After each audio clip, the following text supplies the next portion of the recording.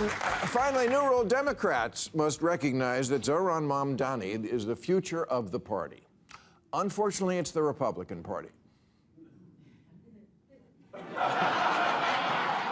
Get it? And if you missed his victory speech in last week's mayoral election in New York, don't worry. You'll see it in every attack ad for the next 2 years.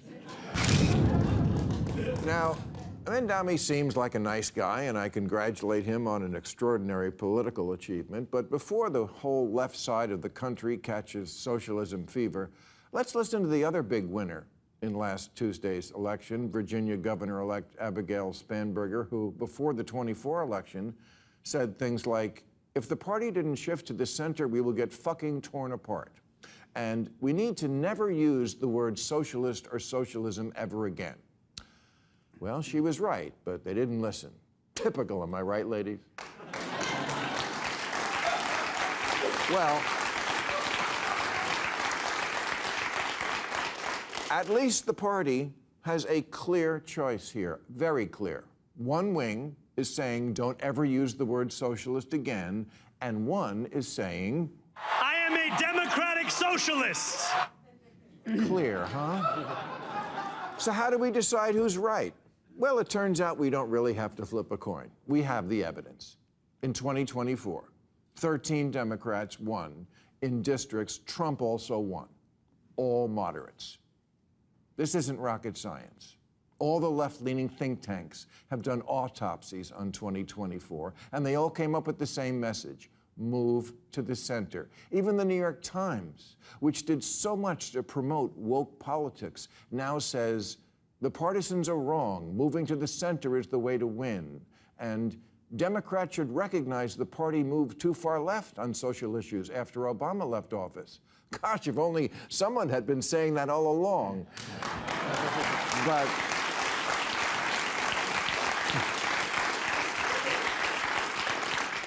But you know, welcome home. Problem is, Gen Z thinks socialism's wired and capitalism's tired and billionaires are what's for dinner. And who can blame them? If you're 30 and still sharing a bathroom with roommates, capitalism isn't working for you. People will reject any economic system where there's a strange hair on the soap.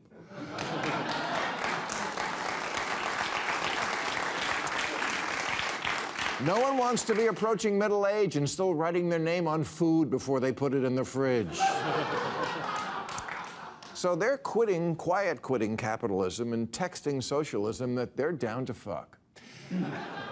Thing is, socialism will fuck you, because socialism, to put it simply, just doesn't work and has never worked, like Kevin Federline.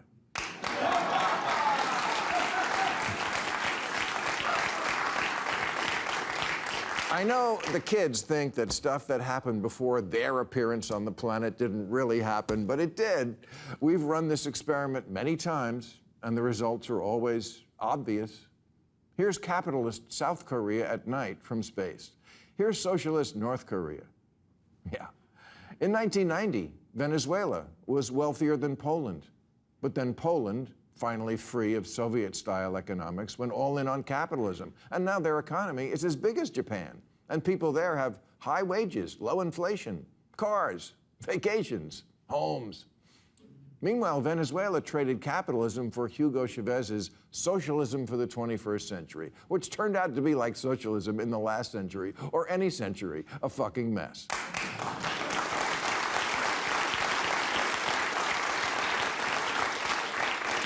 It turned one of Latin America's richest countries into one of its poorest. Low wages, high inflation, shortages, outages, 8 million people fleeing.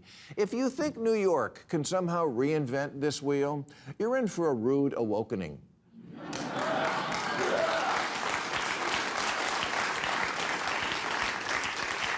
Zoran can't make your wishes come true. You're thinking of Zoltar.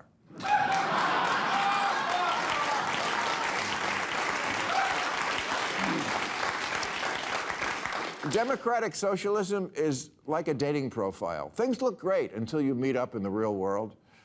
For example, Bernie Sanders, his big thing was always bringing single-payer health care to our country of 340 million. But when liberal, tie-dyed Vermont tried to do it for a population of 626,000. It collapsed like that poor fuck in the Oval Office last week.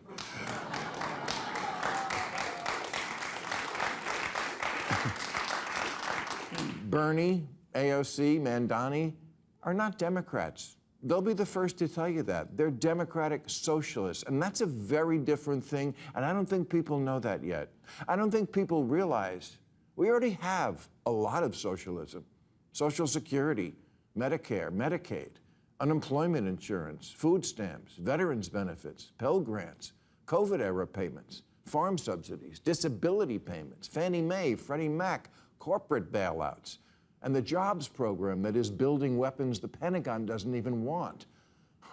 All that is socialism, much of it appropriate to soften the edges of capitalism. But the DSA are radicals about this concept, and radical economic policy is always ineluctably married to radical social policy. Their platform, for example, calls for completely open borders. They're for what Biden was doing, but more. You think you're going to win an election on that? This just seems like more extremism at a time when Americans are begging both parties, please, could just one of you act normal?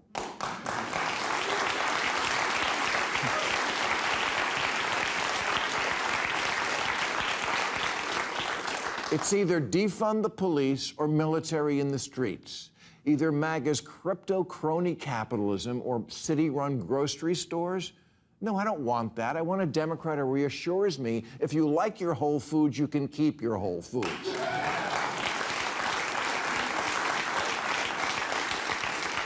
Governor-elect Spanberger once said about Biden's presidency that, quote, nobody elected him to be FDR. They elected him to be normal. Normal!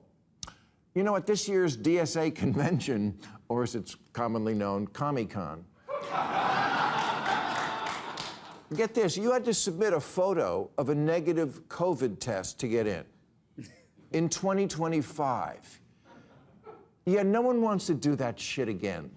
We've had enough of Trump's macho bullshit and also enough of pussy politics. Yeah. Guy couldn't help himself. Yeah. These democratic socialists at another of their conventions, they were told to make jazz hands instead of clapping, lest some delegates suffer sensory overload. And also, and I'm not joking, they were told not to be wearing, you know, any aggressive scents. Please don't go into that space with anything that's like an aggressive scent, for instance, right? Because that's going to be difficult for people. Oh, for fuck's sake. This...